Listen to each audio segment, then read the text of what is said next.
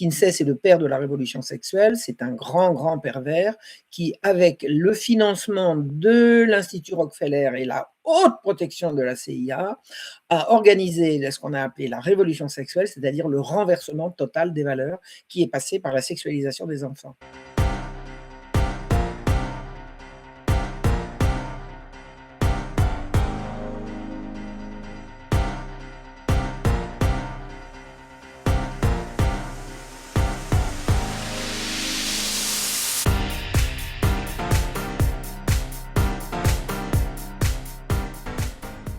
Bonjour Marion Sigaud, je suis ravie de vous accueillir sur Tribune Libre en ce lundi 15 juin 2026 où l'actualité est chaotique évidemment et il y a un effondrement peut-être de la croyance en la justice. Je voudrais rappeler, avant de vous donner la parole, un fait.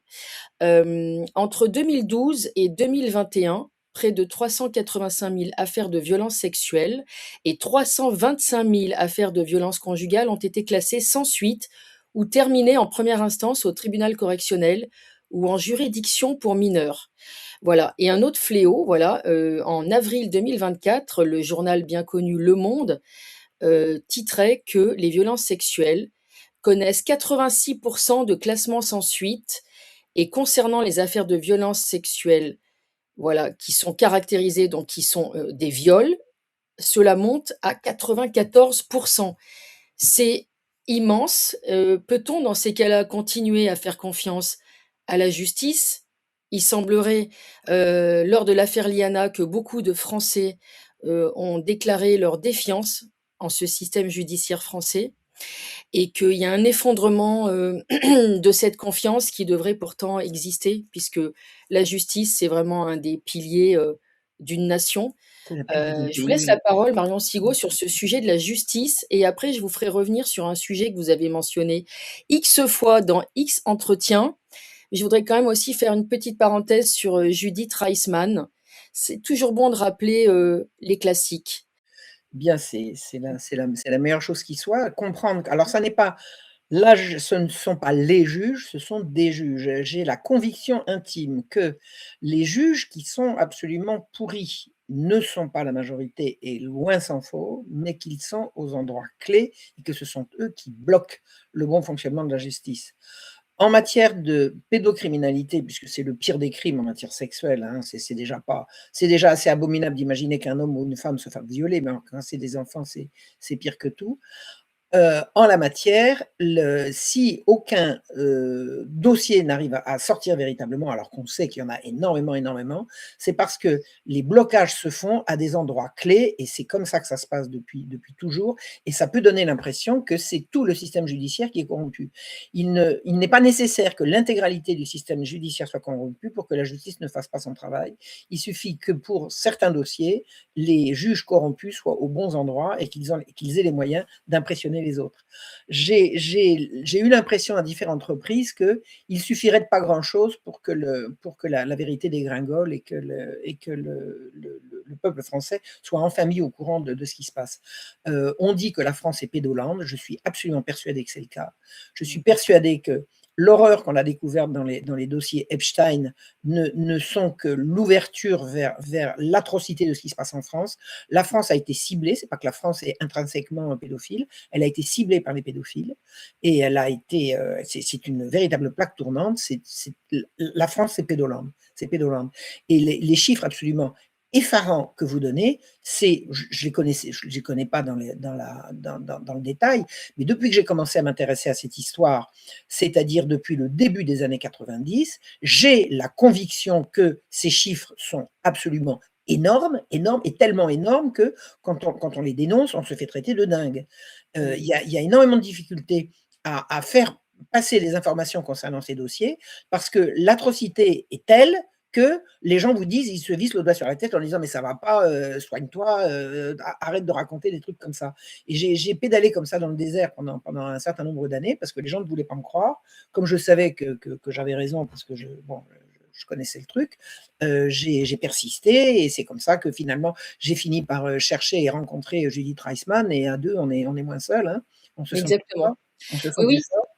Et donc Est-ce qu'on peut faire confiance à la justice? En l'état actuel, non. En l'état actuel, non. Aux juges, à mon avis, il y en a des bons par derrière. Il y en a certainement des bons par derrière et il faudra quelques héros, ça me semble une évidence. Ça me semble une évidence. On ne combat pas le diable avec des bonnes intentions, hein. Et je dis le diable parce que je le pense très fort. Je pense que si on définit le diable comme étant le mal volontaire, organisé et en marche, ça peut être une bonne définition du diable, c'est diabolique. Et on a affaire à des gens qui sont diaboliques au poste clé dans le système judiciaire et le système de protection sociale en France. Parce qu'il ne faut pas oublier que vous avez les juges pour couvrir et les services sociaux pour livrer, pour Mmh. fournir. Bien sûr. C'est comme ça que ça se passe. Et c'est pas nouveau. On Ça va n'est faire pas nouveau. absolument, c'est pas nouveau, c'est bien la phrase, clé, de Mmh. cet, entretien. On va refaire une parenthèse, justement rappeler rapidement qui est, Judith Reisman. Elle a un rôle clé dans la Oui, prise de conscience, progressive de ce fléau, fléau international et français s'il en est. Et mmh, effectivement, avant de remonter à l'actualité de cette pédocriminalité qui sévit dans les milieux, bourgeois ou très fortunés et également des milieux prolétaires, puisque absolument, personne n'a le monopole de la pédocriminalité, absolument. l'une pouvant d'ailleurs être au service de l'autre. Heu, Absolument, ça c'est clair, c'est mmh, clair. Ouais, qui ouais. était Judith Reisman? Parce qu'elle vous a beaucoup, beaucoup inspiré, en fait. Elle m'a oui et puis on s'est beaucoup, estimé et adoré mutuellement, enfin adoré non, mais je veux dire, sincèrement et affectueusement aimé. C'est une dame qui avait, elle était née en 35, donc elle avait une quinzaine d'années de plus que moi. Elle est décédée, à présent, qui a découvert l'horreur de la pédocriminalité en découvrant que sa fille aînée, quand elle avait 11 ans, était violée. Et quand elle a voulu, comprendre ce qui s'était passé, elle a découvert, à son corps défendant, elle ne voulait pas croire à des choses pareilles, mais elle a bien été obligée de le comprendre, qu'en fait, il y avait une ambiance dans l'Amérique qui consistait à dire: «Les enfants ont droit à leur sexualité, si les enfants violent des enfants, c'est parce que, bah, dans la sexualité des enfants, il y a une sexualité violente également». Elle a dit: «La sexualité des enfants, c'est quoi?» Donc elle a enquêté, c'est elle qui a découvert Kinsey. Kinsey, c'est le père de la révolution sexuelle, c'est un grand, grand pervers qui, avec le financement de l'Institut Rockefeller et la haute protection de la CIA, a organisé ce qu'on a appelé la révolution sexuelle, c'est-à-dire le renversement total des valeurs qui est passé par la sexualisation des enfants. Pour pouvoir sexualiser les enfants, le Kinsey a fait violer des enfants par des pédocriminels. Alors, à petite échelle pour commencer, puis après ça a commencé par quelques dizaines, c'est arrivé à 200 et puis après on est passé à plusieurs milliers, hein. Ça a été vraiment une histoire absolument atroce qui a consisté à présenter à faire violer, manipuler, violer, violenter de façon atroce par des pédocriminels, des enfants dont toutes les tentatives de fuite et tous les symptômes, de terreur, d'horreur et de maladie, d'épilepsie ou choses comme ça, étaient considérés comme orgastiques. C'est-à-dire que vous avez un grand crime organisé, financé, protégé, qui est présenté au monde comme une grande avancée scientifique et une grande avancée scientifique qui sert aujourd'hui partout dans le monde à justifier le sexe à l'école. Si à l'heure actuelle, on a des intervenants qui viennent parler de sexe à l'école, c'est à cause de cette affaire Kinsey. Donc Kinsey, c'était un petit bonhomme, hein, il n'avait absolument aucune envergure, c'était un type absolument odieux, sado-maso, enfin tout ce qu'il fallait, un type absolument atroce. Bon, je ne veux pas m'étendre sur Kinsey, il faut lire Judith Reisman pour ça. Et puis il y a beaucoup de choses qui ont été révélées sur lui. Le problème de Kinsey, c'est pas Kinsey, c'est les gens qui l'ont fait passer pour quelqu'un de sérieux. De toute Mmh. façon, Kinsey est mort maintenant depuis 1954, je crois, donc c'est plus lui à qui on a affaire. Mais tous les gens à l'heure actuelle qui se réfèrent à la nécessité de faire de l'éducation sexuelle à l'école se réfèrent à Kinsey, qui était vraiment un grand criminel, ultra, ultra, ultra, ultra protégé, qui est mort de ses excès, c'est-à-dire à force de se maltraiter les parties génitales, il a fini par les perdre. Voilà. Voilà, il se tirait dessus, oh c'est absolument abominable et abominable. Il était sadique et masochiste, il était ce qu'on appelle un sadomaso. Il Alors s'introduisait des objets, oui, il s'introduisait des objets dans l'urètre, mais c'est pas le pire. Le pire, c'est qu'il s'enroulait une corde autour de ce que vous avez compris, mmh, il mettait la corde sur une poulie, il montait sur une chaise et il sautait. D'accord. C'est-à-dire qu'il s'est arraché les testicules. Alors pas complètement arraché, mais je veux dire à force de se maltraiter, il a fini par attraper une maladie épouvantable et puis il en est mort. Alors on a raconté qu'il était mort d'une pneumonie, je pense pas qu'il avait un poumon à cet endroit-là. Enfin, d'après ce que j'ai cru comprendre, C'est de c'est l'humour. pas là que ça se passe. Je suis pas très forte en anatomie, mais il me semble avoir compris que c'était pas ça et il a été alors il a eu pour lui, l'intégralité de la presse, nationale américaine, enfin Mmh. la presse américaine et puis Mmh ensuite, mh. c'est tout ça, c'est la presse était tenue c'est par les travaux de Judith Reisman qu'on connaît ça. La presse était tenue largement par l'Institut Rockefeller. L'Institut Rockefeller a eu des choses à se faire pardonner à l'issue d'une exaction criminelle qui a eu lieu à l'occasion une grève de mineurs dans une des mines qui appartenaient au Rockefeller. Une grève de mineurs s'est terminée par un autodafé, je veux dire, ils ont envoyé la garde nationale avec des lance-flammes, ça a été un truc absolument atroce. Et Rockefeller s'est rendu compte que on est venu le conseiller en lui disant ne restez pas avec cette réputation absolument abominable, il faut réparer. Et c'est là que le Rockefeller a découvert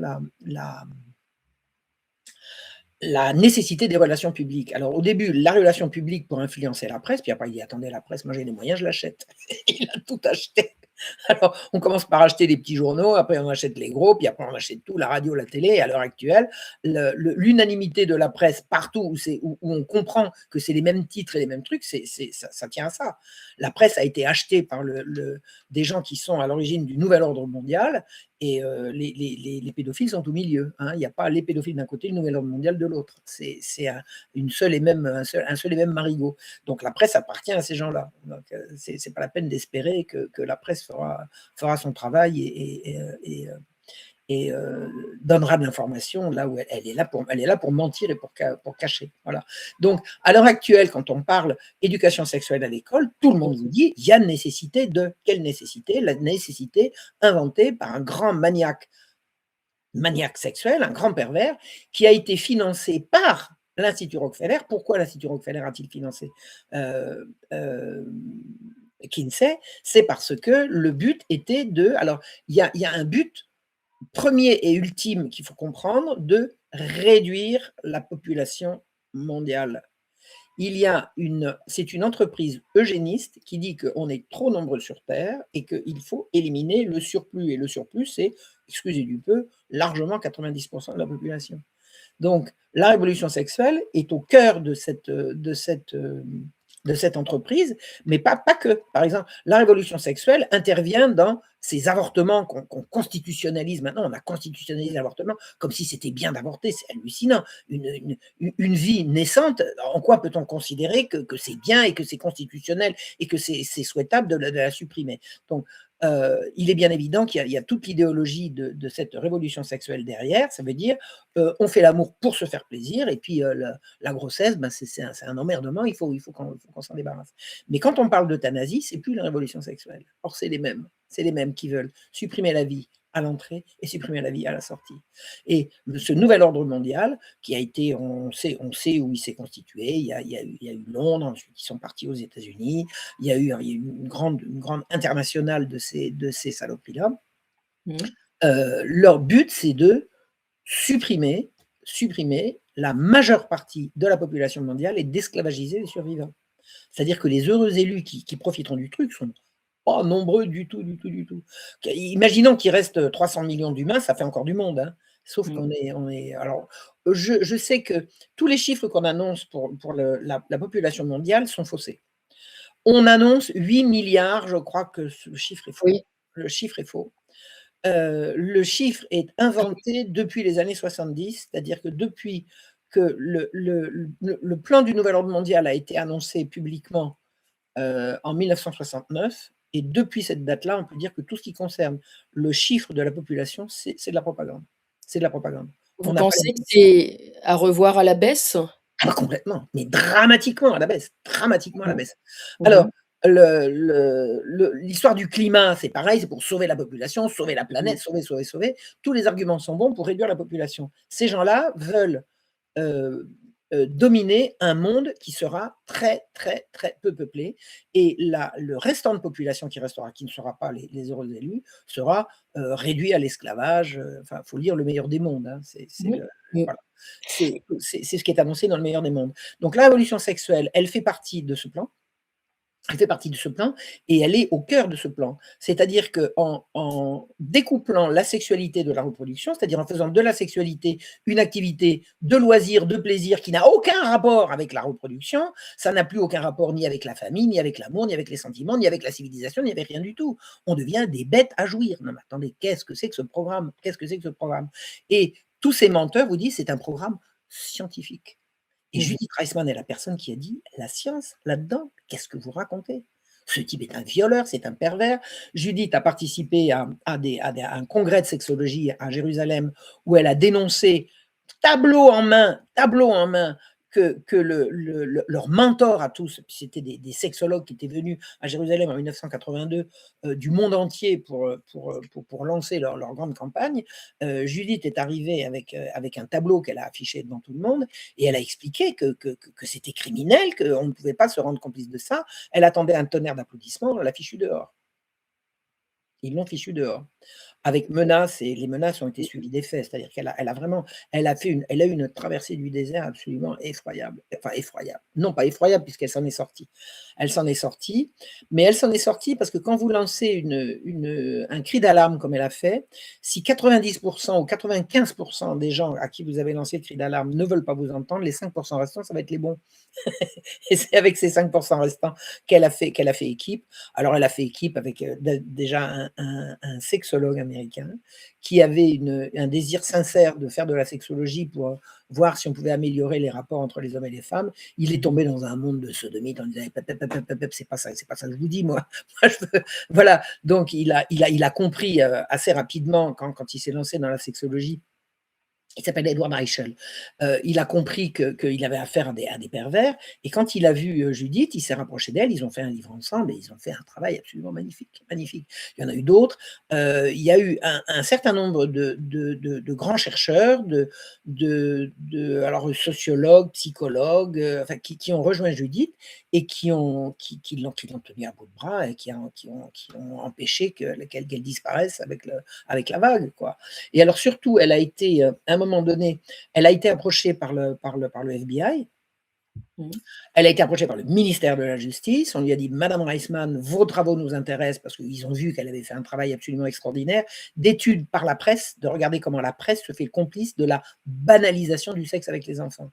Alors par Mmh. l'humour, par la banalisation, et elle a fait tout un travail là-dessus et elle a été approchée par le FBI qui lui dit: «Attendez, nous on a des gens qui ont de l'argent, on connaît des gens qui ont de l'argent, on va vous débloquer un crédit, ils ont trouvé une université, l'American University, qui vont pour lancer un programme d'études pour que ce soit officiel. Et son programme a été interrompu. L'American University lui a retiré le crédit, ils lui ont volé ses disquettes, ils lui ont volé son ordinateur et ça a été épouvantable. Il y a eu des menaces. Alors, quand vous voyez une bronca pareille sur quelqu'un qui n'a même pas encore commencé son travail officiel et que vous voyez ce que ça mobilise, je vous dis que vous comprenez que ça mobilise dans l'état ce qu'on appelle maintenant l'état profond, des gens qui sont extrêmement puissants et extrêmement corrompus, extrêmement compromis. Donc, à un moment donné, elle s'est retrouvée toute seule et puis le téléphone sonne et puis il y a un monsieur qui lui dit: «Bonjour madame, je m'appelle Tartampion, Mmh. alors c'était un chrétien évangélique, j'accepte pas ce qu'on vous fait. Je vous propose mon avion pour venir vous chercher, mon université pour faire votre travail, un secrétariat, un ordinateur, avec une condition, c'est que vous dites pas que c'est moi». Elle a dit oui. Elle y est allée et elle a tout recommencé à zéro. Et ça n'a été que le début de ses emmerdements. Ça n'a pas arrêté, des campagnes diffamatoires. Enfin, et elle s'en est toujours, toujours, toujours tirée par le haut. Et elle a fini par être, invitée en Europe.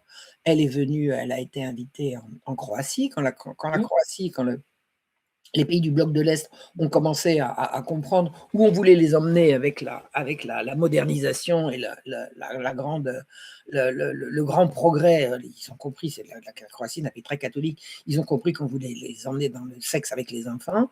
Le contact s'est pris entre Judith et eux, et puis c'est comme ça qu'après, moi, je l'ai retrouvé là-bas et tout, et tout. Voilà, c'est une coalition de braves gens. C'est une coalition de braves gens. Les liens se font, et puis voilà, un jour, puis on se tombe dans les bras, et puis on continue, quoi. Ils Voilà. se repèrent et ils s'entraident. Vous faites le lien aussi entre les Rockefeller et le planning familial. Alors, qu'est-ce que c'est que le planning familial? Il faut m'expliquer ce que c'est que le planning familial. Planifier une famille, planifier. Alors, je ne sais pas pourquoi on dit planning, on pourrait dire planification. Hein. Pourquoi est-ce qu'ils ont choisi un mot anglais? Il y a planification, ça existe. La planification familiale, la famille, c'est parents et enfants.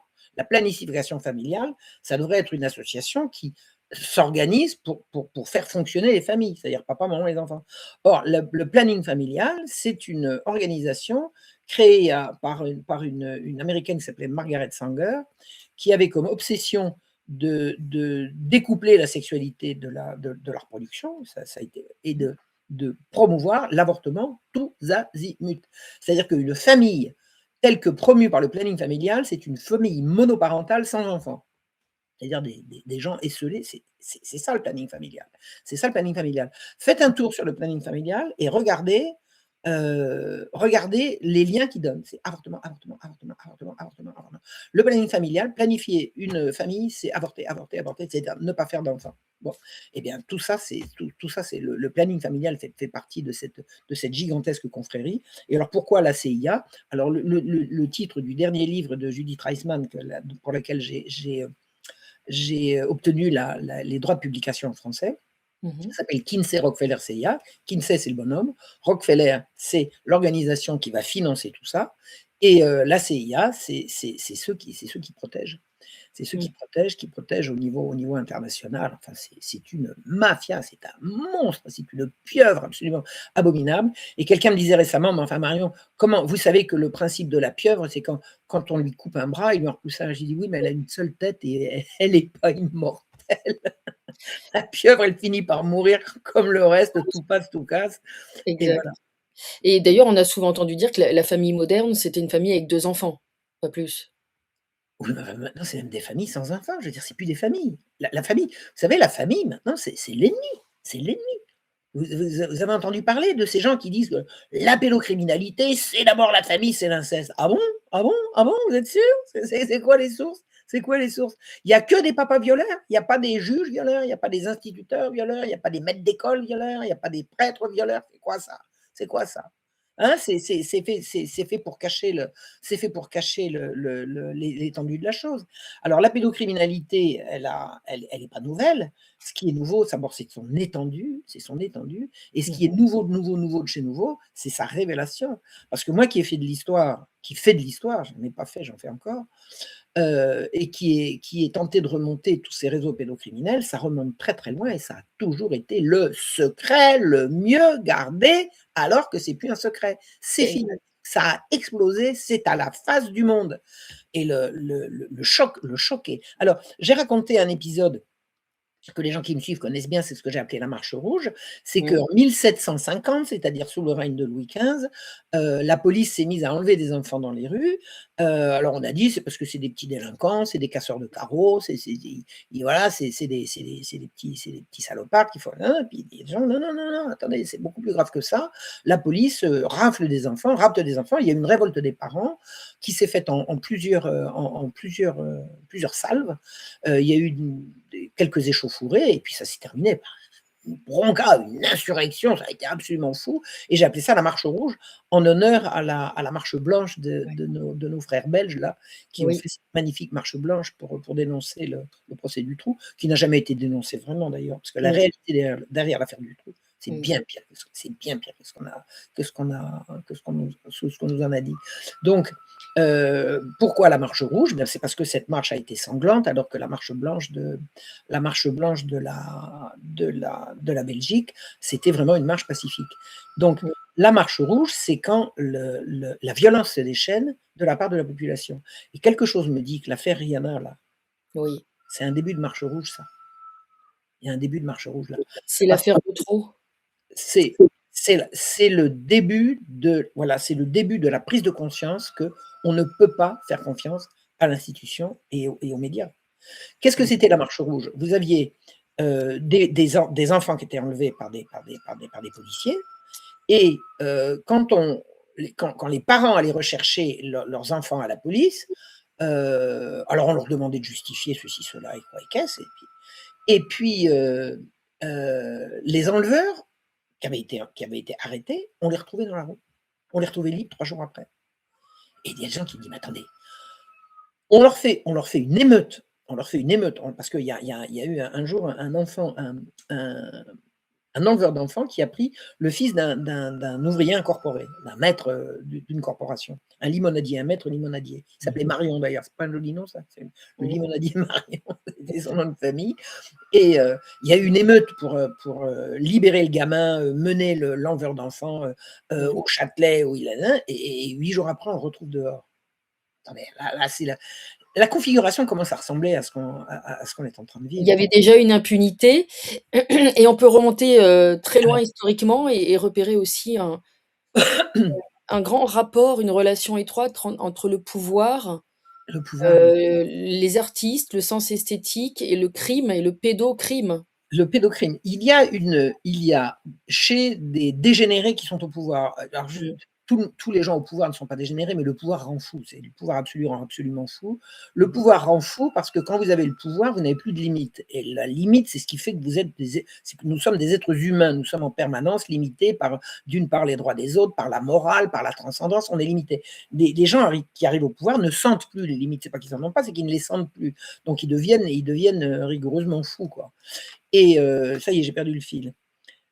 Oui, alors à propos de ce qu'on a appelé le libertinage au siècle de Louis XIV, qu'on a appelé le libertinage, qui nous a donné un grand libertin qui s'appelait Cyrano de Bergerac, si le nom vous dit quelque chose. C'est un siècle où, on crée une esthétique de l'atroce. C'est-à-dire qu'entre gens bien j'ai trouvé une Mmh. citation, je vais vous la retrouver, elle est très intéressante. C'est le au aussi alors Gaston d'Orléans, c'était le frère de Louis XIII, c'est ça? Et le père de la grande mademoiselle qui était donc la cousine de Louis XIV. Donc Gaston d'Orléans était un grand débauché Mmh. et de même que le prince de Condé, c'était des gens qui revendiquaient d'être atroces. Bon, on a bien le droit. Allez, qui est-ce qui va les condamner? Qui est-ce qui va leur mettre la main dessus? Hein? Quand il y a pas de limite, quand il y a C'est pas de ça. limite et alors, ils étaient les farouches opposants au roi, pourquoi? Bah, parce que le roi voulait, lui, les limiter et et ils étaient flattés dans leurs mœurs par des écrivains baroques qui ont écrit notamment «Tous les crimes sont beaux dont le trône est le prix», Jean de Rotrou. C'est-à-dire qu'à une époque où les crimes vont être considérés comme beaux parce qu'ils sont atroces. Je ne sais pas si vous imaginez comment fait-on pour protéger les pauvres et pour protéger les enfants.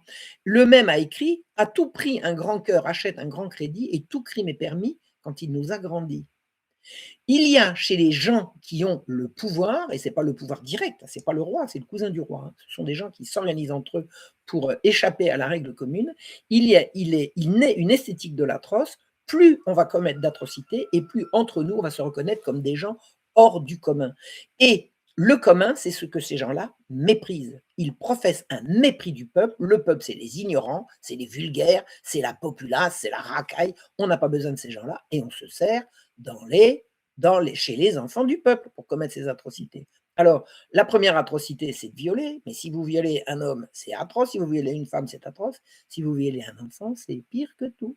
Et eux, c'est toujours plus, toujours plus. J'avais une amie qui s'est intéressée, qui a combattu pendant des années, je ne donnerai pas son nom parce que c'est pas, elle ne me l'autoriserait pas. Enfin, Mmh. peut-être si elle me l'autorise, en tout cas, elle ne m'a pas donné l'autorisation. Ouais. Elle m'a dit que quand elle avait découvert les réseaux pédophiles, elle a été horrifiée de constater que, une fois que ces gens-là ont commis une atrocité, il faut que la suivante soit pire. Il faut que la suivante soit pire et ils s'entraînent entre eux à commettre toujours plus. La révélation des dossiers Epstein, c'est la révélation de ces atrocités-là. Et il y a avant les dossiers Epstein, et si vous voulez, on en reparlera un autre jour, il y a l'affaire Franklin, qui est l'affaire source de toutes ces révélations. Et l'affaire Franklin s'est arrêtée, parce que sinon il y aurait eu la révolution. L'affaire Epstein a commencé, et puis on n'en entend plus guère parler. C'est en train d'arriver en France. Quand les Français sauront, ils seront abasourdis. Abasourdis. Les atrocités commises sont commises par des gens qui les commettent parce que c'est atroce et qui le justifient parce que eux sont au-dessus de la mêlée. C'est-à-dire que ce sont des gens qui vivent dans une paranoïa et un orgueil absolument effréné. Ils veulent absolument échapper à la morale commune. C'est ce qui a créé c'est ce qui a créé toutes ces sectes et toutes ces obédiences toujours occultes. Pourquoi occultes? Parce que voilà, entre nous, on va pas livrer le petit secret au commun des mortels. Le commun des mortels ne nous mérite pas. Voilà. Et on est arrivé maintenant avec cette affaire de cette malheureuse petite gamine, on est arrivé à un stade où pour la première fois, la population a les moyens de voir que la rumeur était vraie. La rumeur était vraie, que la justice classe sans suite des centaines de milliers de plaintes pour des accusations graves. Si on ne peut pas faire confiance à la justice, qu'est-ce qui va se passer? Qu'est-ce qui va se passer? Les gens vont se faire justice eux-mêmes. Et qu'est-ce qui se passe quand les gens se font justice eux-mêmes? C'est le chaos, et là, on nous impose la dictature et le pouvoir tire dans le tas.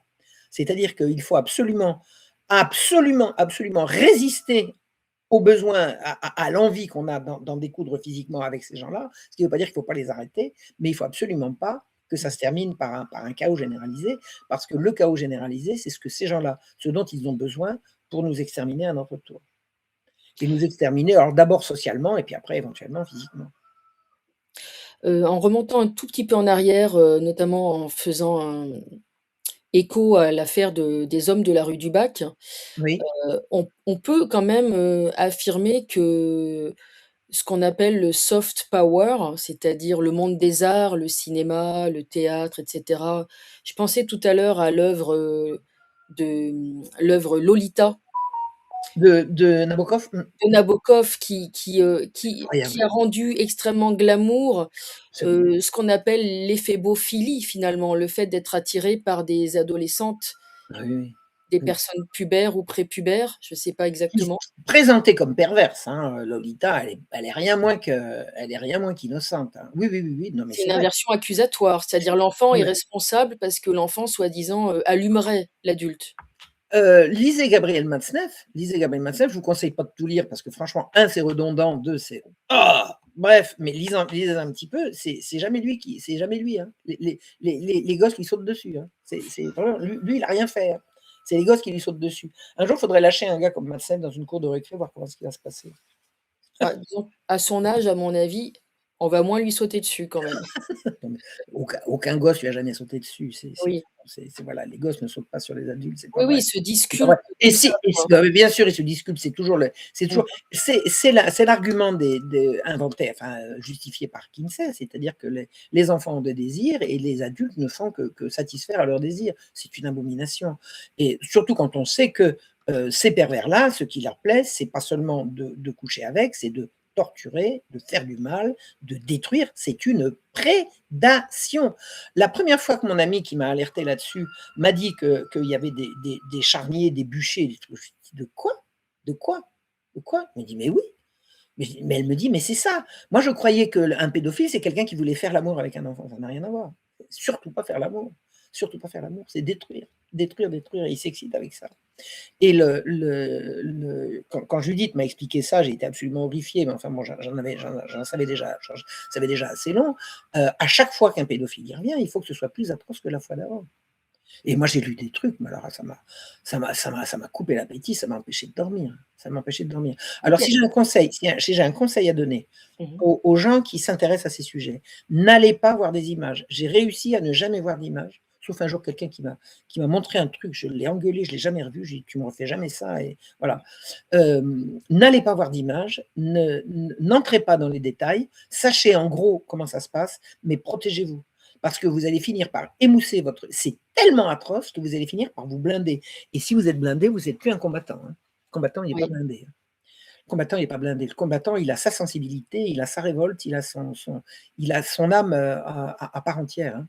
Si on est blindé, on devient des robots, on devient des machines. Et dans la psychologie de ces gens qui sont donc, peut-être, psychopathes, c'est-à-dire malades, Oui, certainement. un Ils esprit le noir. deviennent, s'ils le sont pas à l'origine, ils le deviennent, oui. Voilà, l'idée c'est la surenchère, c'est de toujours repousser les limites, toujours Faut plus. toujours repousser les limites et c'est en fait c'est de la toute-puissance. C'est-à-dire Mmh. que ces gens-là sont dans un délire de toute-puissance. Ils se prennent pour Dieu. «Vous serez comme des dieux», disait, hein. «Vous serez comme des dieux», c'est le péché originel, «Vous serez comme des dieux et vous aurez le péché originel tel que je l'ai compris de la Bible, c'est, vous serez comme des dieux et vous aurez le sens du bien et du mal». C'est-à-dire c'est pas Dieu qui va vous dire ce qui est bien et c'est mal, c'est ce que vous allez ressentir. «Ah, bah, moi je ressens que c'est bien». Mmh Moi, mh. je me ressens poisson rouge. Moi, je me ressens que je suis pas une femme, que je suis un homme. Je ressens. C'est quoi ça? C'est C'est parce de la qu'on ressent. psychiatrie, on est dans de la psychiatrie, On est complètement dans la psychiatrie, bah oui, mais ça s'attrape, hein, ces maladies-là, ça s'attrape. bien sûr. Donc Et domination et destruction, en fait. domination, destruction, prédation, c'est de la prédation et Mmh. sur le tout fondé sur un orgueil démesuré. Ces gens-là sont inaccessibles à l'altruisme, à l'altérité et à la remise en question d'eux-mêmes. Se remettre en question, allons donc et pourquoi faire? Pour en revenir à l'actualité, on remarque que l'affaire Liana, s'est produite dans le Gers, dans un milieu, plutôt lambda, ce qu'on Plutôt appelle les modeste, Français oui. moyens, Oui, pas modeste, des oui, gens oui. spécialement fortunés Mmh. et est-ce qu'on peut faire des liens avec l'affaire Epstein? Bien sûr, bien sûr, bien sûr, bien sûr. Est-ce que l'un protège l'autre? Est-ce que tout ça, Bien sûr, bien sûr. finalement, c'est un ruissellement, de la pédocriminalité dans toutes les strates de la société, finalement? Les enfants proies sont les enfants du peuple, Mmh donc mh. il faut les faire remonter. Donc ça Mmh. passe par les intermédiaires du peuple, qui Mmh. sont éventuellement consommateurs au passage, mais qui sont avant tout rabatteurs. Vous prenez un gars comme Émile Louis, il consommait, c'est clair, mais il fournissait, c'est clair également, c'est clair également. On peut imaginer que fournirait, fournissait Bah, bien sûr, évidemment, et évidemment. du trou aussi. Mais s'il fournissait pas, pourquoi aurait-il été protégé? Oui, Qui parce va que pro lui qui il protège ces gens-là? c'est Qui ça, il a protège vécu ces dans gens? un château pendant une dizaine d'années Bah sans être oui, impliqué du bah tout oui, dans la justice entre 2 crimes, ça pose question. bah évidemment, évidemment. Un gars comme Émile Louis, il est bien évident qu'il fournissait. S'il fournissait pas, pourquoi l'aurait-on protégé? Mmh. Pourquoi l'aurait-on protégé? C'est une évidence, c'est une évidence. Le rabatteur, il se sert au passage parce que c'est ce qui va justifier, parce que c'est un vicieux lui. Un gars qui est pas vicieux comme ça, comment il va faire? Comment il va commettre un crime pareil? Comment un type qui n'est pas habité par ce démon-là va pouvoir, enlever des enfants et les fournir? Il ça va pas, ça va pas. Donc, vous avez les grands pervers au sommet, vous avez les grands pervers à la base et les grands pervers à la base fournissent et les services sociaux, ils ont une responsabilité absolument monstrueuse là-dedans. Alors je dis pas que tous les travailleurs sociaux sont des dégueulasses, mais il y en a beaucoup qui ferment les yeux, hein. Il y en a beaucoup qui ferment les yeux et qui veulent pas Vous dites c'est savoir. le moment où finalement les prolos et les grands bourgeois, voire plus, se tiennent la main. Oui, bien sûr, oui. C'est la grande famille des pédocriminels, c'est sûr, c'est sûr. Mais, la raison pour laquelle alors si vous permettez qu'on en parle, la raison pour laquelle je me suis pendant très, très longtemps opposé à la peine de mort, c'est, Oui, alors d'abord parce que c'était une tradition familiale, hein, ma mère elle était, machin, bon. Mais, même quand j'ai commencé à découvrir tous ces grands crimes, il y a 2 raisons pour lesquelles je serais contre la peine de mort, mmh mh. concernant les pédophiles. La première est que Heu, ça la crainte la crainte d'avoir la certitude d'être exécuté si l'enfant est retrouvé mort, heu, produit un effet pervers. C'est-à-dire que si l'enfant peut me dénoncer, je suis cuit. Donc je le supprime, il ne me dénoncera pas. Voilà. Donc ça, c'est un 1er effet pervers. La peine de mort ne peut pas être dissuasive, au contraire, elle va certainement accélérer la nécessité de se débarrasser des victimes, donc des témoins encombrants. Mais la deuxième raison, c'est que, Mmh. pour que la peine de mort, quelle serait sa justification? Est-ce qu'elle a une justification d'exemplarité? Ou est-ce Oui. qu'elle a une justification de réparation? La peine de mort ne va rien réparer. Va-t-elle être exemplaire? Eh ben, je vais vous dire que non, elle ne le sera jamais. Pourquoi? Parce qu'elle va être toujours appliquée au plus bas. Elle ne sera Mmh. jamais appliquée au sommet, jamais. Ou alors il faudrait l'appliquer à tout le monde. C'est-à-dire, faudrait appliquer la peine de mort. Si on disait la peine de mort pour les pédophiles, on va dire bon, ok, d'accord. Mais tous les pédophiles, tous, tous, tous ceux qui ont participé à des viols collectifs ou individuels et on peut imaginer par exemple à ceux dont les victimes sont mortes. C'est énorme, c'est déjà énorme. Vous imaginez la peine de mort quoi? On met la guillotine sur la place de la Concorde et puis on les fait passer à la file, c'est quoi ça? C'est quoi ça? C'est quoi ça? Il y en Mmh. aura combien? Il y en aura combien de milliers? De milliers, des milliers, des milliers, des milliers de peines de mort? Vous voyez la France comme ça se mettre à sortir la guillotine, puis tac tac, tac tac, tac tac, tac tac? Mais attendez, c'est quoi ça? Et puis surtout que les gens de pouvoir, échapperaient à ça effectivement de toute Alors façon. on va dire: «On va en faire que quelques-uns» et ça sera jamais le sommet, ça sera toujours Mmh, le Pékin de la base. Émile Louis, il est bien évident que s'il y avait pas eu l'abolition de la peine de mort, il y passait lui, ça c'est mmh, clair, il aurait été oui, au lieu de ça, il est parti en Corse, là, il paraît qu'il y a une prison ouverte pour, délinquants sexuels avec accès à la plage et tout et tout. Hein, pas beau ça? Hein? magnifique. Hein, c'est beau, hein, c'est C'est le beau. Club Med C'est pour le Club pédos. Med, c'est le Club Med pour pédos. Donc la peine de mort ne peut absolument pas être une solution. Alors, c'est un exutoire à la colère populaire, ça c'est sûr. Mais Mmh, justement, c'est parce que c'est un exutoire que l'exutoire sera utilisé en sacrifiant le moins, pas forcément le moins coupable, mais certainement le moins protégé, ce qui permettra de laisser courir tous les autres. Ce qui permettra de laisser courir tous les autres. mmh. Alors moi, j'ai eu au cours de mes recherches historiques, j'ai eu connaissance d'une période de l'histoire, c'était au début de la Régence, c'est-à-dire après 1715, 16, 17, 18, 19, là, dans ces années-là. Il y a eu une tentative du régent de Mmh. faire rendre gorge à des gens qui avaient éhontément pillé le trésor, escroqué des gens, enfin la France avait connu, à la fin du règne de Louis XIV, une période absolument dramatique d'une grande misère et des gens qui se sont enrichis, enrichis, enrichis pendant cette période et le régent a voulu faire des exemples. Est-ce qu'il a appliqué la peine de mort contre Non. lui? Ah, il a fait quoi? Il a livré les coupables à la haine populaire avec interdiction de les toucher. Interdiction de les toucher, hein. C'est-à-dire qu'à partir du moment où la peine de mort n'était pas appliquée, elle pouvait pas venir de la foule. On les a exhibés avec des panneaux devant et derrière: «Voleurs du peuple, voleurs du peuple». Vous imaginez le défilé un défilé alors pas à la télévision, hein, parce que tout ça, on sait très bien qu'avec l'intelligence artificielle, on vous fera croire ce qu'on vous voudra. Dans la rue, dans la rue, allez-y. Violeur d'enfants. Lui qu'on a vu à la télévision, qu'on a vu et cetera. En petite tenue, Vous avec êtes un pour, panneau devant par exemple. pour La une vindicte, la la vindicte, vindicte la populaire et la mort honte, sociale? la mort sociale, la honte, ces gens-là échappent toujours à la honte. La honte, ce sont des gens qui sont mus par l'orgueil. J'avais raconté ça à une maison qui me dit: «Ma femme Marion, c'est contraire aux droits de l'homme». Je dis: «Violer des enfants aussi, hein, Mmh. bien sûr». Parce qu'il faut respecter la dignité de oui, mais l'assassin, lui, il n'aura plus sa dignité. Et on n'y touchera pas, hein. Moi, j'ai vu comment c'était pendant la période de la Régence. Il Mmh. était interdit de leur lancer des cailloux, hein, et il y avait la maréchaussée qui veillait, hein. Mmh mh. Le gars qui était, dans le carcan là, avec la tête qui dépasse et puis là, il y avait marqué voleur et tout, les gens leur hurlaient dessus, ils venaient leur cracher leur haine et tout et on leur avait fait traverser Paris, à pieds nus et les gens lançaient des seaux de merde, sous leurs pieds pour qu'ils marchent dedans. C'était l'humiliation et il y en a un ou 2 qui ont supplié: «Non, non, non, je veux pas, je veux» ils y sont passés et D'ailleurs, ça on me fait penser que et on le n'a pas pour autant alors la réparation quand c'était des crimes, c'était pas des crimes sexuels. Il y a jamais eu de crimes sexuels, véritablement, punis comme tels.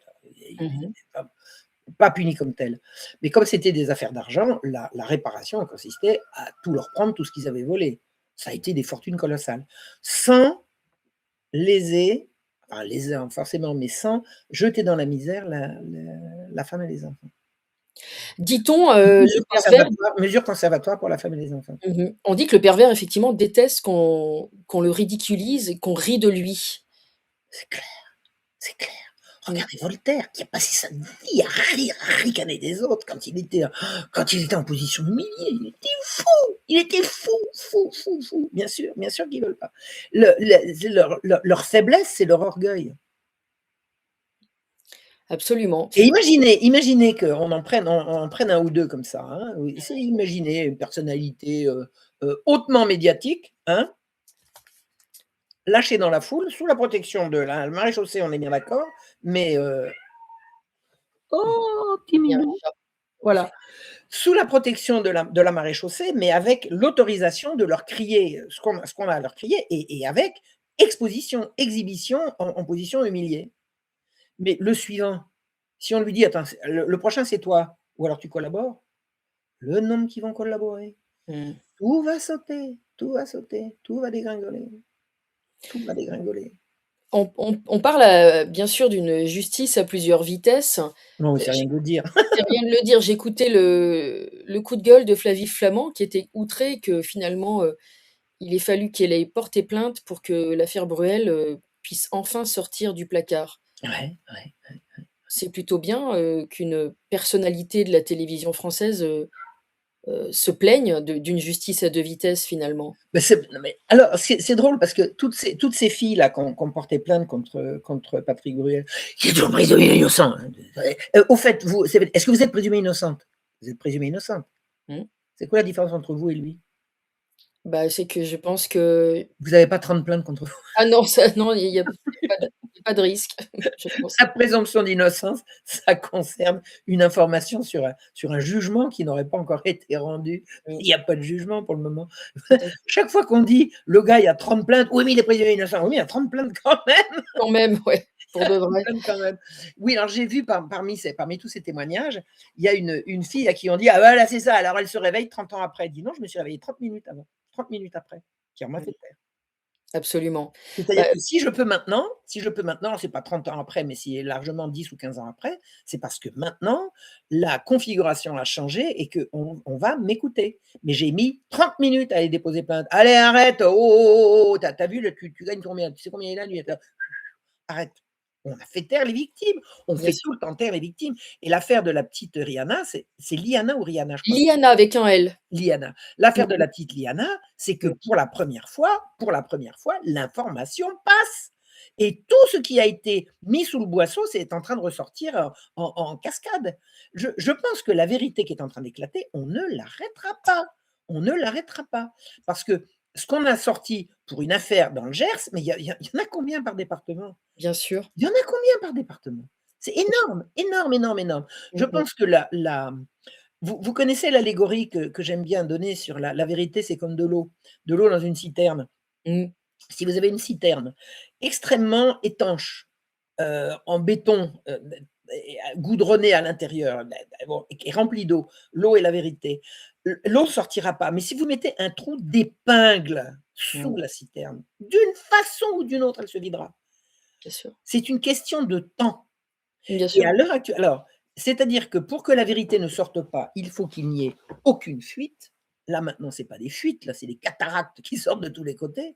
Il faut qu'il n'y ait aucune fuite et le début de la fuite, c'est au début une goutte d'eau, un petit filet, puis un brusquement, schlaf et ça va Mmh. exploser et c'est ça qui est en train de se passer. Bien Alors, sûr. moi, je connais pas la largeur de la fissure. Je peux pas dire, dans 3 mois, c'est réglé, j'en sais rien. Ça peut-être prendre encore des années, j'espère que non.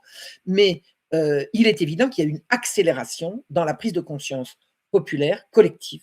Il y a une accélération dans la prise de conscience que ces crimes-là, ces criminels-là se tiennent les uns les autres, que ce sont eux qui nous dirigent et que ils ont mangé leur pain blanc. C'est Mmh mh. fini maintenant. C'est fini maintenant. J'en C'est profite bien. pour inviter les auditeurs à aller écouter, l'interview d'Inès Chatin et notamment de Mathilde Brasilier qui a grandi dans le quartier d'Odéon, donc à Paris 6e arrondissement, les beaux quartiers parisiens, et qui parle de son amnésie traumatique et effectivement, il a fallu qu'elle travaille avec le docteur Dolto à l'âge de 40 ans, pour lever le voile sur son passé. La fille de Françoise Dolto, hein, Ouais et Catherine la fille, Dolto. Catherine Dolto, Ouais, la fille de Dolto. exactement, la fille de Françoise Dolto, la célèbre. Et effectivement, Mathilde Brasilier, son père était architecte, prix de Rome et il l'a violée de l'âge de 5 à 10 ans.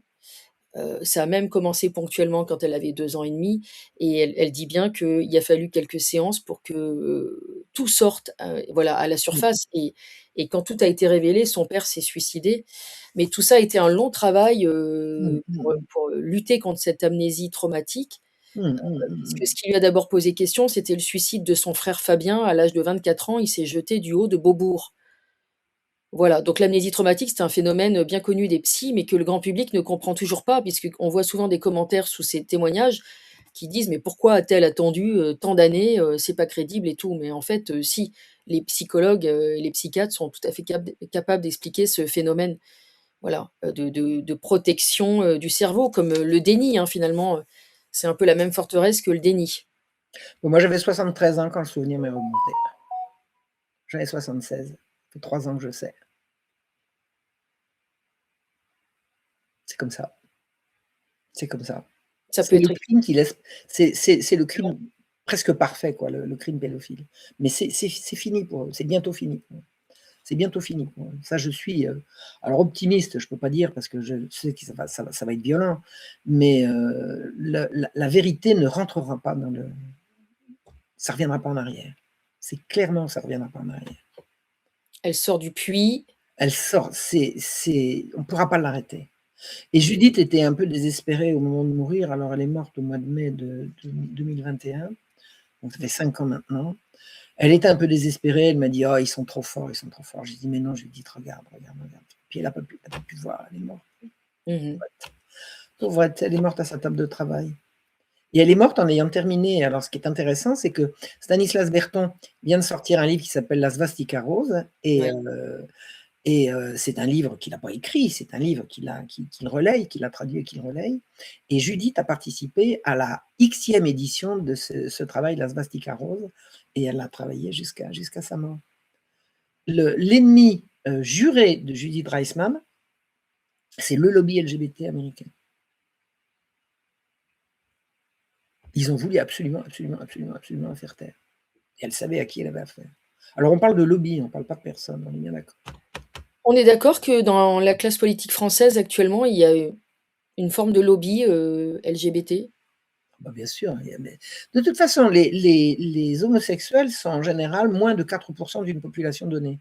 Regardez combien il y en a dans la combien il y en a à la culture, combien il y en a dans la diplomatie, combien il y en a dans les ministères et vous comprendrez que si c'est pas un lobby, pourquoi monte-t-il autant? 4 4. Combien y a-t-il de ministres? Combien y a-t-il de ministres? Beaucoup, beaucoup. Combien? Et c'est factuel, hein, effectivement, c'est statistique, en fait. Non, mais combien y a-t-il de ministres dans un gouvernement? Il y a combien de ministres? 40, 50? Combien il y en a? 30? Une trentaine, une quarantaine, je dirais, une trentaine Il devrait pas y avoir d'homosexuels au milieu, statistiquement? ou très peu, mais là, il y en a Non, beaucoup, mais hein, il devrait pas non, mais regardons. s'il y a moins de 100, c'est pas vous voyez ce que je veux dire? Tout à fait. Il y a effectivement, il y a une surreprésentation, Il y a une c'est surreprésentation et c'est l'effet lobby, c'est factuel, hein. l'effet lobby. C'est l'effet lobby, d'accord. Oui, oui, non, mais ça, c'est Et factuel, c'est pas du tout ni un reproche ni quoi que ce soit, mais c'est absolument factuel. c'est absolument factuel. D'accord. Il y a des Ça métiers, bouge. il y a Mmh. où c'est si vous n'en êtes pas, vous n'entrerez pas. C'est l'effet lobby et le lobby, c'est le contraire de la méritocratie, hein. C'est je te fais passer parce que tu es mon cousin, tu es mon coquin et tu es mon copain, quoi. Mmh, mmh mh. Qu'est-ce que vous aimeriez dire, aujourd'hui à Gérald Darmanin? La question à à 10 000 Je €. ne vous crois pas une seconde. Je ne vous crois pas une seconde. Vous n'allez rien faire que vous n'allez pas faire. Venez pas nous raconter. S'il y a des dizaines de milliers de cas régulièrement qui se renouvellent de justice non rendue, vous allez nous faire croire que vous allez la rendre maintenant? Démissionnez, cachez-vous, cachez-vous. Alors je Vous dis êtes pas con je l'accuse pas de faire partie des pédophiles, hein, c'est pas une, mais je veux dire, il les couvre, il les couvre. Une justice qui ne rend pas, qui ne donne pas quand il y a des signalements de alors j'ai eu un contact hier avec, Lise Philippe qui est travailleuse sociale, qui a raconté comment on brise des familles, comment une mère qui protège son enfant contre un père prédateur, mmh. on la juge comme trop protectrice et c'est mauvais pour les enfants d'être trop protégés et on lui enlève son gosse qu'on donne au père. Mais c'est quoi ça? C'est quoi ça? C'est quoi? Qu'est-ce que c'est que cette justice? Qu'est-ce que c'est que ces services sociaux? C'est abominable. Et ils vont nous faire croire que, ah oui, bah d'accord, il y a 70 000 dossiers. Bon, allez, dans un mois, on vous torche tout ça. Non, mais attendez, ça veut dire quoi ça? Bonjour, Minou. On peut inviter les auditeurs à, acheter le livre de Laurence Beneux, Ah, Laurence Beneux, alors là, Pédocriminalité. c'est une référence. Alors, j'ai pas l'honneur et l'avantage de l'avoir rencontrée, mais je la croise de loin depuis longtemps. Alors elle fait du bon boulot, hein, ça c'est clair. Laurence Beneux, voilà, bah, je peux la saluer au passage. On ne s'est jamais croisés, mais voilà, j'ai du respect pour le travail de cette personne, tout à fait. Et Le il y a message le est lancé, donc ça s'appelle Pédocriminalité, une hypocrisie française et puis on peut aussi saluer, Pierre Barnérias et sa série qui s'appelle Notre petit secret. oui, où il m'a C'est assez interviewé, mais j'ai censuré. pas encore vu, ouais. Et alors je voulais signaler aussi le livre de Lise Philippe sur l'imposture du social, parce que Lise Philippe, alors là, elle vient de sortir son livre, hein, on l'a lancé quasiment hier soir. C'est confondant, c'est confondant. Mmh. Vous avez des services sociaux qui ne sont absolument pas là pour aider les gens, on les enrégimente, on plus voir qu'une seule tête, mais Mmh. c'est la continuation de ce qu'a été l'hôpital général, hein. C'est Mmh. des notables qui utilisent des gens, de niveau très, très moyen pour répercuter leurs ordres de: «On ne veut voir qu'une seule tête. On ne veut voir qu'une seule tête». Donc c'est des exécutants médiocres, c'est la chaîne, C'est la chaîne des exécuteurs médiocres. Il y avait un film magnifique qui s'appelait avec, Jean-Louis Trintignant. I Comment ça comme Icare non, c'est pas non, non, ça c'était avec, non, non, c'est pas Icomika. avec Yves Montand. Non, non, c'était un avec, Jean-Louis Trintignant, le le le le conformiste ou quelque chose comme ça. Le Le conformiste. conformiste, c'est les pires crimes sont commis par le gars qui voit pas, qui bouge pas, qui réagit pas, qui laisse faire, qui par conformisme. Et ça nous ramène à La banalité du mal de d'Hannah Arendt. Exactement. Alors, je n'ai pas lu La banalité du mal de Hannah Arendt, mais j'ai compris ce que c'est. Ouais. Je comprends ce que c'est. Mmh. Le mal se fait par la passivité de ceux qui ne l'empêchent pas. Absolument. J'ai Et là, en matière de pédophilie, c'est ça. Et j'ai rencontré à différentes reprises des gens, quand j'ai commencé à m'intéresser au sujet, parce que je suis tombée dessus en arrivant dans Lyon, mmh. qui me disaient: «Tais-toi», puis qui sortaient de la pièce. C'est incroyable. C'est Ils comme ça. avaient peur pour votre vie? Non, pour eux, je veux pas Mmh. entendre. D'accord. Je veux pas entendre. Arrête! Je veux pas entendre. Mais c'est sous ton nez, je veux pas entendre. Et on peut pas attendre d'une population qu'elle réagisse à des crimes pareils si il y a de telles réactions au un tel refus, ne serait-ce que d'entendre l'énoncé du crime. Mmh. Mais ça se comprend également, je veux dire, je porte pas de jugement moral, ça se comprend également. Le crime est tellement atroce et on n'y peut rien individuellement. Alors ça sert à quoi de savoir? Bon, on se protège, Mmh. on se protège. Il y a une impuissance acquise, Voilà. Ah, je sais pas si c'est acquis, il y a une impuissance, ouais. intégrée, Mais moi, une résignation de fait. quand je suis tombée là-dessus, j'ai eu à un moment donné le réflexe: «Je veux pas le savoir, j'en ai marre, je tire la chasse. Je veux pas! Ah! Je veux» Ça a pas duré 3 jours. Mais j'ai dit: «Non, je veux non, non, non, la barbe, non, c'est non. Je veux ah puis je sais quand même». Puis ça m'a Ça fait rattrapée. penser à la citation d'Einstein, enfin qu'on attribue à Albert Einstein: «Le monde ne sera pas détruit par ceux qui font le mal, mais par ceux qui regardent sans rien faire». C'est exactement ça. Je sais C'est pas si c'est Einstein qui l'a dit, mais c'est ça. Je ne sais pas, ça lui est attribué, c'est assez Ouais. éternel. Ouais, ouais. Le couple Macron est en lien téléphonique avec les parents de la petite Liana. «Oh, comme c'est gentil! Comme ils sont mignons!» Qu'est-ce que Mmh. ça veut dire? C'est quoi? C'est pour étouffer la colère, c'est pour éviter que ça s'enflamme. Ou C'est de la peut-être com, c'est de la com. de toute façon, c'est de la com. Tout ce qu'ils font, c'est de la com. Tout ce qu'ils font, c'est de Oui. la com. À part ce Mmh. qu'ils font dans l'intimité qui ne nous regarde pas et que je ne veux surtout pas savoir, Mmh. parce que je ne veux rien savoir de l'intimité des autres. Je n'ai rien d'une voyeuse. Tant que ça n'a pas de répercussions sur la vie publique. Voilà, c'est ça. Donc, ce que raconte le couple Macron, je me désintéresse complètement. C'est de la com, ça n'est que de la com. Maintenant, lui 14 ans, elle 39, je suis désolée, mais ça rentre dans le cadre, hein. C'est factuel. Ça rentre dans le cadre, Mmh. complètement, ça rentre dans le cadre et c'est pas parce qu'elle l'a épousé par la suite, elle ou il, on ne sait pas. Mmh. Moi, j'ai mon idée, mais Mmh. je peux pas trancher. Mmh, mmh mh. Comme dirait l'autre: «Elle est présumée femme». Ah oui, d'accord, bah oui, tant que le jugement est pas rendu, on va dire qu'elle est présumée. Absolument. Mais c'est juridiquement, répréhensible. c'est clairement, mais c'est criminel. C'est Oui. criminel, c'est du détournement de mineurs. Mais vous savez tout ce qui se passe dans les écoles là, tout ce qui se passe dans les écoles, ces exhibitions de sexe qu'on fait aux enfants sous prétexte de les éduquer, ça relève de la loi. Vous parlez du programme EVARS? Mais bien sûr, ça relève de la loi, c'est de l'attentat à la pudeur. C'est de l'attentat à la pudeur et Donc quand vous on parle invitez de les parents à détournement être de mineurs, vigilants? Pardon? c'est plus que vigilant, c'est à s'opposer à ça. Vous ne montrerez pas ça à mes enfants. Mmh. Vigilant, c'est non, c'est non, Mmh. c'est non, c'est non et non. C'est traumatisant. L'éducation nationale a décidé de traumatiser les gosses. Attendez. C'est ce que les pédopsies appellent une effraction psychique. Oui, absolument. Une Mmh. défraction psychique. Oui, tout à fait. Oui, ça dit ça porte bien, oui, c'est très éloquent comme explication, comme définition. Mmh. L'effraction psychique, du viol psychique, du viol psychique. Si on vous oblige à regarder des atrocités, c'est du viol psychique. Bien sûr, comme quand on vous a obligé à regarder un acte pédocriminel. Ouais. Alors c'était pas un acte pédocriminel, c'était un bon, enfin, je vous dirai pas quoi, mais c'était vraiment un truc, j'ai fait: «Ah! Ah!» Et c'était rien, c'était pas en cours, c'était pas des enfants, c'était mais je dis: «Non, je ne veux pas voir d'atrocité. Je refuse». J'ai fichu des gens hors de chez moi parce qu'ils racontaient des saloperies à table. Mmh. Je suis dehors. Oui, apparemment même des gens qui ont travaillé sur les dossiers Epstein, ne sont pas ressortis indemnes de cette affaire. Alors, il existe dans les dans les gendarmeries Mmh mh. et dans certains services de police un soutien psychologique, psychiatrique pour que les malheureux qui travaillent sur ces dossiers-là ne reviennent pas à la maison avec toutes ces horreurs. Et alors, on protège, c'est Judith qui m'a fait remarquer ça, elle me dit: «On protège Mmh. les travailleurs, qui luttent contre la pédocriminalité, contre les atrocités qu'on leur fait voir, on les protège et on les inflige aux enfants? On C'est ça. oblige les enfants à les voir?» C'est Oui, oui, ahurissant, c'est ça peut donner des suicides, ah des dépressions. oui, ouais. Et après Oui. ça servira d'alibi en disant: «Oui, mais alors ils sont bien oui, mais ils ont été traumatisés quand ils étaient petits». C'est pas une explication, c'est pas une excuse. Mmh mh.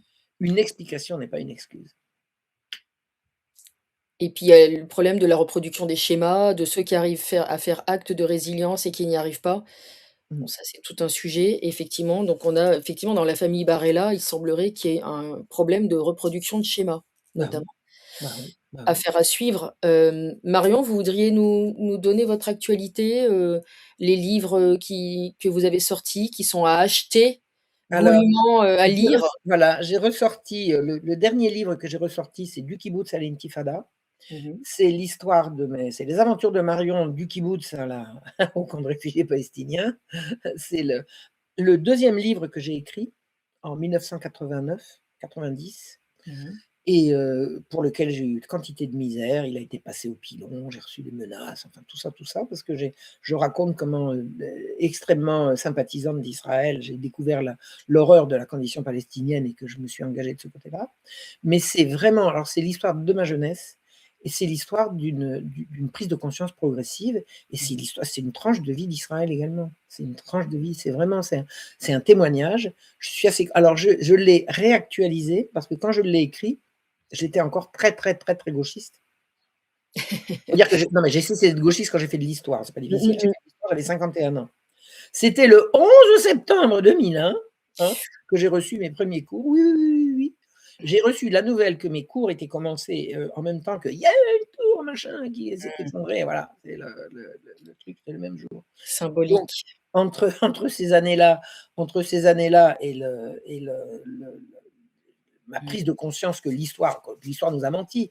Moi, j'aurais jamais eu la vérité sur l'histoire de l'Église, sur l'histoire des jésuites et tout ça, si j'avais pas fait de l'histoire, parce que c'est inaccessible si on n'est pas chercheur.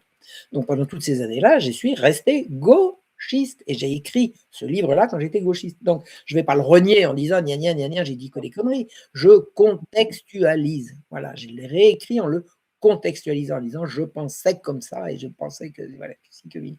Donc c'est un livre dont je suis assez fier, je crois qu'il est bien, je crois qu'il est bien.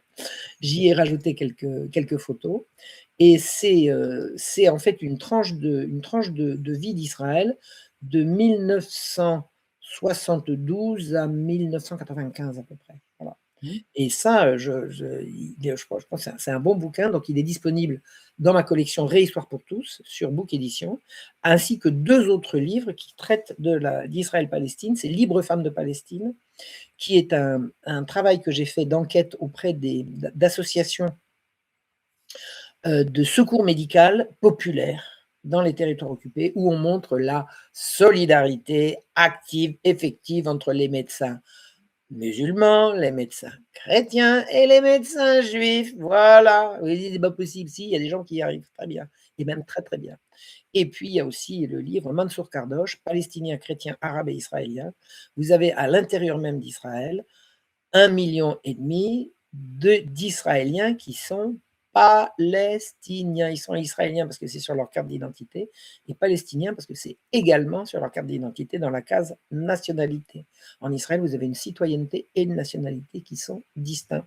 Et il y a en Israël même, c'est-à-dire que s'il y a un État palestinien qui par miracle se constitue en Cisjordanie, ceux-là n'en feront pas partie et resteront israéliens. Et c'est toute l'histoire des discriminations dont ils sont. Oh là là là là, le combat de Mansour Kardosh, c'est exemplaire.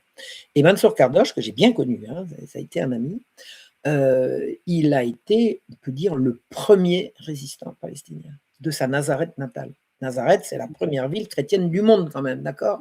Et ben lui, il est Jésus de Nazareth. Jésus de Nazareth. Et lui, Mansour, il habitait rue du Puy de Marie. Et le Puy de Marie, c'est la fontaine où la Sainte Vierge venait chercher de l'eau. Voilà. Ah, c'est là. Voilà. C'est pas Donc, rien. donc ces 3 livres-là, dont je suis très fier de leur réactualisation et de leur ressortie.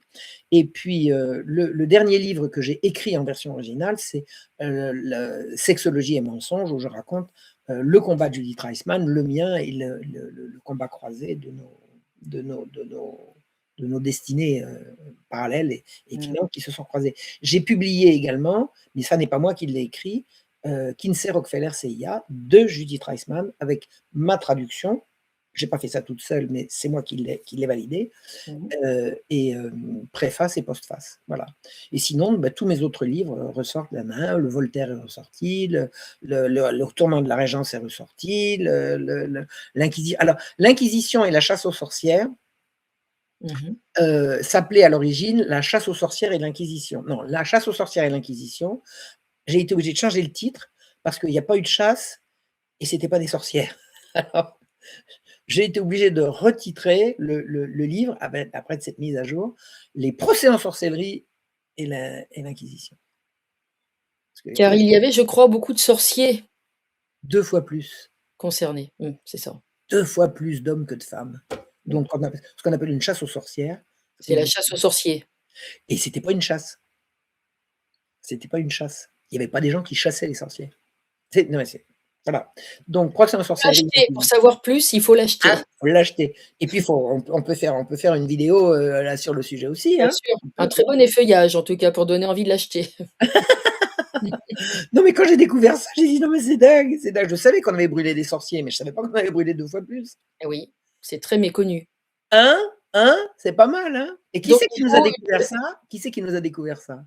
Un chercheur anglo-saxon.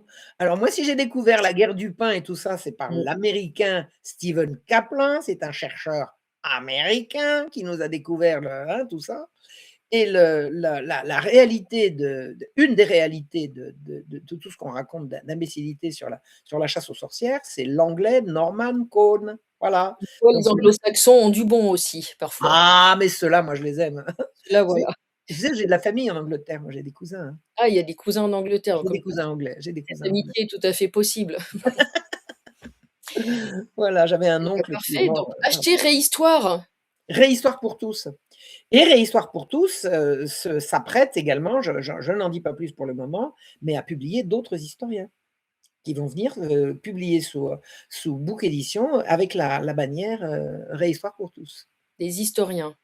Des historiens, alors des historiens en histoire ancienne, histoire antique ou d'histoire contemporaine, hein, Mais des courageux alors? bah oui, bah, de toute façon si les pas courageux, ils vont pas survivre, hein. Exactement. Les courageux, ils y arriveront pas, ils partiront avec la chasse d'eau, hein. C'est faut pas se laisser faire, hein. Là, maintenant, faut se réveiller, hein. Faut Il se faut se réveiller. réveiller. Vous vous rendez Et compte? Ils ont voulu nous ils enlèvent les enfants maintenant, ils vous enlèvent vos enfants. Il Il y a un gilet jaune, on lui a dit: «Maintenant vous arrêtez ou on vous enlève vos enfants». Non mais vous vous rendez compte? Vous vous rendez compte? L'État qui s'immisce C'est effroyable, c'est effroyable. dans Bas les les pattes placements l'État, abusifs. bas les Pas pattes les l'État. pattes, ouais, les placements abusifs, effectivement, ça Les placements abusifs, à c'est l'ASE, épouvantable, ouais, c'est bien sûr. épouvantable. Moi j'ai été témoin de trucs, c'est atroce. Mmh. Mmh. On refera une émission là-dessus, pourquoi pas, l'ASE en tout cas aussi, il y a beaucoup de choses à dire parce qu'il y a Mmh il y a beaucoup de dysfonctionnements, on va reprendre le mot à la mode, mais mh. dysfonctionnements, criminels parfois, voilà. Et je vous recommande de prendre contact avec Lise Philippe et avec son excellent livre sur les services sociaux, parce que si on comprend pas comment fonctionnent les services sociaux, on rate quelque chose, hein, on rate quelque chose. Et bah, elle viendra sur Tribune Libre, Lise Philippe, Voilà, que je voilà. connais un petit peu par ailleurs. Ah, elle est très, très bien, elle est vraiment Exactement, très engagée et en attendant de se retrouver, on va, passer le bonjour au coq qu'on a entendu. ça va? Tout va bien apparemment, il chante beaucoup, symbole de cette France, Oui, on va oui, dire. oui, Pas très en absolument. forme, mais on ne lâche rien comme disent les gilets jaunes et puis Oui. on se retrouve bientôt. Merci Marion Sigaud Merci pour, Stéphanie, voilà, merci, cette merci de émission votre précieuse et gentillesse. on invite les gens à aller voir tout ce qui tourne autour de ces sujets, que ce soit dans les milieux aisés ou non et puis les œuvres aussi de gens qui écrivent comme Laurence Bonneux ou des gens qui tournent sur le sujet comme Pierre Barnérias. Un Voilà, grand merci, absolument. Merci, merci Stéphanie, à très vite. Au revoir. à bientôt.